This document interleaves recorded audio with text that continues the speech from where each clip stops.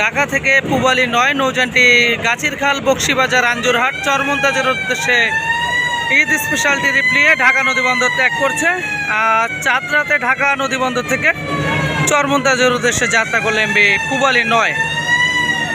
আপনারা সকলে ভিডিওটি দেখতে থাকুন, ভালো লাগলে লাইক দিয়ে কমেন্ট করুন। আর এই চ্যানেলে নতুন হয়ে থাকলে অবশ্যই চ্যানেলটি সাবস্ক্রাইব করে পাশে থাকা বেল বাটন বাজিয়ে দিন। ধন্যবাদ সবাইকে, আসসালামু আলাইকুম।